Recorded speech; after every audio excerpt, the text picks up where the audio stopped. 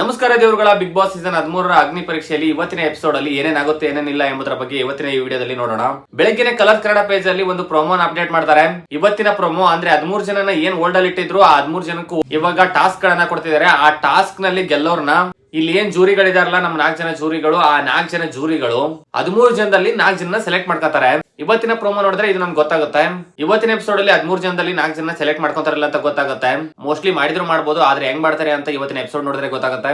ಸ್ನೇಹಿತರೆ, ಈ ಏನ್ ಅಗ್ನಿ ಪರೀಕ್ಷೆ ಅಂತ ಮಾಡಿದಾರಲ್ಲ ಸೀಸನ್ 13ರಲ್ಲಿ, ಏನ್ ಇವರು ಬಿಗ್ ಬಾಸ್ ಮನೆಗೆ ಹೋಗೋಕಿನ ಮೊದಲೇ ಈ ರೇಂಜ್ ಸ್ಟಾರ್ಟ್ ಮಾಡ್ಕೊಂಡಿದ್ದಾರೆ ಅಂತಂದ್ರೆ ನಿಜ ಸಾಮಾನ್ಯ ಜನಗಳು ಅಂತ ಏನ್ ಬಂದಿದಾರಲ್ಲ ಆ ಸಾಮಾನ್ಯ ಜನಗಳಿಗೆ ಬಿಗ್ ಬಾಸ್ ನಲ್ಲಿ ಕೊಡದಿರುವಂತಹ ಟಾಸ್ಕ್ ಗಳನ್ನು ಕೊಡ್ತಿದಾರೆ ಏನೋ ಅನಿಸ್ಬಿಟ್ಟಿದೆ ನಂಗೆ. ಅಲ್ಲಿ ಟ್ರೋಫಿ ಆಗಿರ್ಬೋದು, ದುಡ್ಡು ಆಗಿರ್ಬೋದು ಕೊಡ್ತಾರೆ, ಆದ್ರೆ ಇಲ್ಲಿ ಏನು ಇಲ್ಲ. ಇನ್ನು ಸೆಲೆಕ್ಟ್ ಆಗೋದ್ರಲ್ಲೇ ಇದಾರೆ ಅವರು. ಬಿಗ್ ಬಾಸ್ ಮನೆಗೆ ಹೋಗೋದು ದೂರ ಹೋಯ್ತು, ಇನ್ನು ಬಿಗ್ ಬಾಸ್ ಮನೆ ಒಳಗಡೆ ಹೋಗೋಕೆ ಸೆಲೆಕ್ಟ್ ಆಗಿಲ್ಲ. ಅವರಿಗೆಲ್ಲ ಈ ರೀತಿಯಾದಂತಹ ಟಾಸ್ಕ್ ಗಳನ್ನ ಕೊಡ್ತಿದ್ದಾರೆ. 13 ಜನದಲ್ಲಿ 4 ಜನ ಸೆಲೆಕ್ಟ್ ಮಾಡ್ಕೊಂತಾರಂತೆ. ಆ 4 ಜನ ಯಾರಾಗ್ತಾರೆ ಏನು ಅಂತ ಇವತ್ತು ನಾವು ಕಾದ್ ನೋಡ್ಬೇಕಾಗುತ್ತೆ. ನಿಜವಾಗ್ಲೂ ಇವತ್ತಿನ ಎಪಿಸೋಡ್ ನ ಪ್ರೊಮೋ ನೋಡ್ಬಿಟ್ರೆ ನಿಜವಾಗ್ಲೂ ಒಂಥರ ಅನ್ಸುತ್ತೆ. ಇಲ್ಲಿ ಗೆಲ್ಲಬೇಕು, ನಾನ್ ಬಿಗ್ ಬಾಸ್ ಮನೇಲಿ ಹೋಗ್ಬೇಕು ಅಂತ ಹಂಬಲ ಇದೆ, ಓಕೆ. ಆದ್ರೆ ತಮ್ಮ ವೈಯಕ್ತಿಕ ಜೀವನವನ್ನು ಲೆಕ್ಕಿಸದೆ ಆ ರೇಂಜಿಗೆ ಹೊಡೆದಾಡೋದು, ಆ ರೇಂಜಿಗೆ ಇದನ್ ಮಾಡೋದು. ಇಲ್ಲಿ ಮೊಬೈಲ್ ಹೊಡೆದಾಕಿ ಏನೋ ಟಾಸ್ಕ್ ಕೊಡ್ತಾರೆ, ಆ ಮೊಬೈಲ್ ಹೊಡೆದಾಕ್ತಾರೆ. ಐಸ್ ಬಾತ್ ನಲ್ಲಿ ಇಬ್ಬರು ಕಾಂಪಿಟೇಷನ್ ಗಾಗಿ ಕೂಡಿಸ್ತಾರೆ. ಇದ್ರಲ್ಲಿ ಯಾರು ಹೇಳ್ತಾರೆ ಅವ್ರು ಔಟ್ ಅಂತೆ. ಓಕೆ, ಐಸ್ ಬಾತ್ ಎಲ್ಲ ಒಳ್ಳೇದೇ, ಆದ್ರೆ ಅದರೊಳಗೆ ಕುಂತಿರುವಂತಹ ವ್ಯಕ್ತಿಯ ಬಾಡಿ ಎಷ್ಟರ ಮಟ್ಟಿಗೆ ಸಪೋರ್ಟ್ ಮಾಡುತ್ತೆ ಅನ್ನೋದು ನೋಡ್ಬೇಕಾಗುತ್ತೆ. ಆ ಟಾಸ್ಕ್ ಗಳನ್ನ ಕೊಡ್ತಿದ್ದಾರೆ. ಆ ಟಾಸ್ಕ್ ಅಲ್ಲಿ ಯಾರು ಗೆಲ್ತಾರೋ ಯಾರಿಲ್ಲ ಅಂತಾನೆ ಇವತ್ತು ಎಪಿಸೋಡ್ ನೋಡಿದ್ರೆ ಗೊತ್ತಾಗುತ್ತೆ. ಇನ್ನು ಮೊಬೈಲ್ ಹೊಡೆದಾಕಿ ಅಂತ ಒಂದು ಟಾಸ್ಕ್ ಕೊಟ್ಟರು, ಆ ಮೊಬೈಲ್ ಸಹಿತ ಹೊಡೆದಾಕ್ತಾರೆ. ಇಲ್ಲಿ ಏನು 4 ದಿನದಿಂದ ಎಪಿಸೋಡ್ ಮಾಡ್ತಿದ್ದಾರೆ ಇವರು. ಈ 4 ದಿನದ ಎಪಿಸೋಡ್ ಗಳಲ್ಲಿ 13 ಜನನ ಹೋಲ್ಡ್ ಅಲ್ಲಿ ಇಟ್ಟಿದ್ದಾರೆ.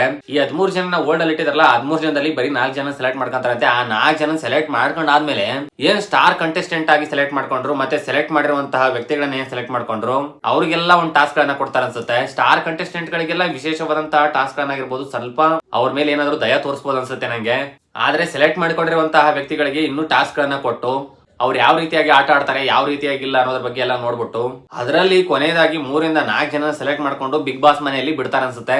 ಬಿಗ್ ಬಾಸ್ ಮನೆಯಲ್ಲಿ 2 ರಿಂದ 3 ಜನ ಯಾರು ಹೋಗ್ತಾರಲ್ಲ ಅವ್ರಿಗೆ ಬಿಗ್ ಬಾಸ್ ಮನೇಲಿ ಹೋದ್ಮೇಲೂ ಸಹಿತ ನೆಮ್ಮದಿ ಇರಲ್ಲ ಅನ್ಸುತ್ತೆ. ಅಲ್ಲಿ ಅವ್ರು 3 ಜನಕ್ಕೆ ವಿಭಿನ್ನವಂತ ಟಾಸ್ಕ್ ಗಳನ್ನ ಕೊಡಬಹುದು. ಸಾಮಾನ್ಯ ಜನರಂತ ಅವ್ರು ಸೆಲೆಕ್ಟ್ ಆಗಿ ಬಂದಿದ್ದಾರೆ ಅಂತ ಅಲ್ಲಿ ಬಿಗ್ ಬಾಸ್ ಮನೇಲಿ ಏನ್ ಸೆಲೆಬ್ರಿಟಿ ಇರ್ತಾರಲ್ಲ ಅವ್ರ ಮೇಲೆ ಸಣ್ಣ ಪುಟ್ಟ ಮನಸ್ತಾಪ ಬರೋದಾಗಿರ್ಬೋದು, ಇವೆಲ್ಲ ನಡಿಬಹುದು ಅನ್ಸುತ್ತೆ.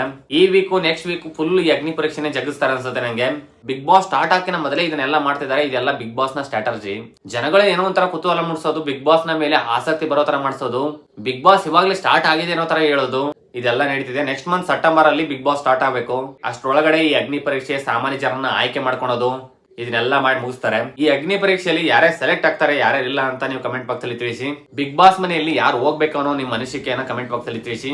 ವಿಡಿಯೋ ಇಷ್ಟವಾಗಿದ್ರೆ ನನ್ನ ಯೂಟ್ಯೂಬ್ ಚಾನಲ್ ಸಬ್ಸ್ಕ್ರೈಬ್ ಮಾಡ್ಕೊಳ್ಳಿ. ಮತ್ತೆ ಮುಂದಿನ ವಿಡಿಯೋದಲ್ಲಿ ಬಿಗ್ ಬಾಸ್ ನ ಸಾಕಷ್ಟು ಅಪ್ಡೇಟ್ ಗಳನ್ನ ನಿಮ್ಮ ಮುಂದೆ ತರ್ತೀನಿ.